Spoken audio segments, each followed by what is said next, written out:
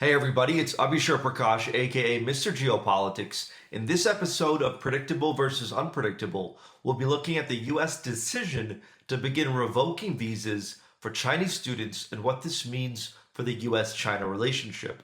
The US has announced that it will begin to cut visas handed out to Chinese students who have ties to the Chinese government, to the Chinese Communist Party. This is a massive development. This was predictable because for several years now, senior officials within the Trump camp and even within the US government across political aisles have proposed banning Chinese students from entering America. There has been great fear and great anger that foreign students come to America, go to America's top universities, and then go back home with the knowledge, with the new intelligence, and build their home nations. This has been viewed as a reverse brain drain. This has been viewed as a new kind of knowledge theft, and the US has not taken action to address this until now. So this was predictable. But for China, this is even more challenging. First of all, this is taking place as the US and China attempt to sign some kind of trade deal to remove the tariffs that Trump imposed after Liberation Day. The trade talks have largely stalled. They're paralyzed. Nothing has come out of them, even though the US and China are meeting and talking. And now the US is revoking visas for Chinese students.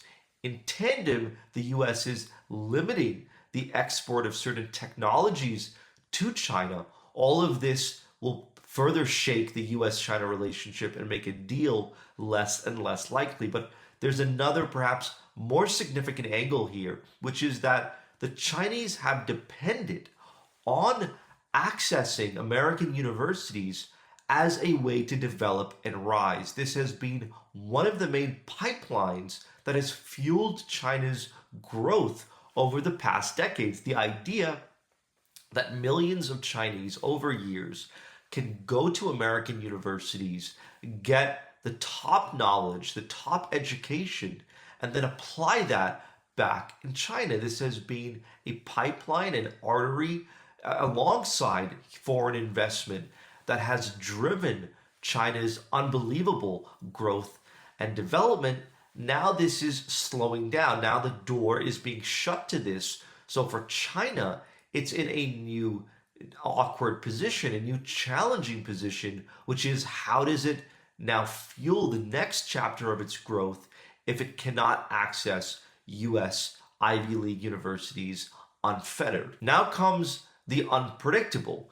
And the biggest unpredictable angle here, aspect here, is what will China do? China has not responded yet either to the visa decision or even to America influencing and driving the rest of the world to stop using advanced Huawei AI chips. So now China is not going to keep its mouth shut. The Chinese are not going to bite their tongue, especially if the trade talks are not showing any progress. China will retaliate. And one of the ways China may retaliate is by limiting the ability of Western professionals and others from the Western world to enter China. China may play the same visa game with Americans to do a tit for tat move. Now, of course, the ratio is completely different. There are far more Chinese going to America, especially for studying, than vice versa. But the Chinese cannot stay quiet. The Chinese have to save face. And instead of going after American students traveling to China, trying to learn in China, the Chinese may go after American professionals attempting to work in China, being hired either by Western companies in China or Chinese companies who need Western talent. So the Chinese will strike back. But there's other sides to this too. There are other unpredictable aspects to consider. Alongside China retaliating is whether America will expand this visa ban beyond just students. What begins with revoking the visas for Chinese students could expand to being incredibly critical of all Chinese attempting to enter America. And this could mean that it's not just students that struggle to get access. It could be executives, it could be professionals, it could be those that come to America for tourism. So the whole holistic change could be on the horizon towards how Chinese origin people access the United States. What starts with students could quickly snowball, and this would fundamentally change the US China relationship because for the first time in modern history, America would be limiting a specific group of people from accessing America on the grounds of geopolitics. And this isn't just a group of people that come from a small economy or a developing nation. This would be the world's second largest economy. And this would be an unprecedented move. And already the visa move is unprecedented.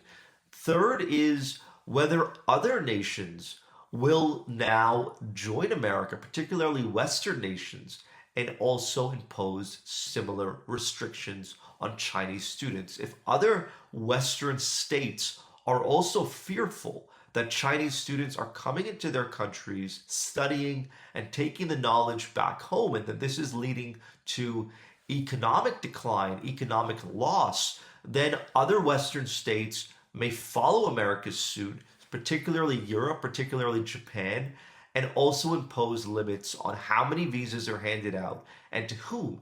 And this would once again limit China's ability to access not just US Ivy League education, but Western education at the highest levels critical to China's rise. And the last angle, which will take time to see materialize if it happens, is whether this influences the US India relationship. Because alongside the Chinese, the other pool of students entering America originate from India. And while America is taking action to limit visas for Chinese students, America is not taking action to limit visas for Indian students. So will this result in an influx of students from India going to American Ivy League universities and in turn influencing the India-US relationship, bringing these two nations together at a tense moment and on the grounds of immigration, on the grounds of visas? The US-India relationship is not as strong as it was when Trump entered office after the India-Pakistan skirmish, conflict, war. The idea that India will be put in the same category as Pakistan, which is what the Trump White House did, has angered New Delhi. New Delhi is now informing the WTO that it may impose tariffs on certain US goods. So the US India relationship is not on stable ground at the current moment. But if more Indian students are allowed into America because there's now an influx, there's now a gap that needs to be filled, there's now a need by these academic institutions to meet their targets, and the US government has no problem with Indian students, then this could be one of the ways, an indirect way, that the US India relationship could restabilize. I hope you resonated with this episode of Predictable versus Unpredictable. Leave your comments below and talk soon.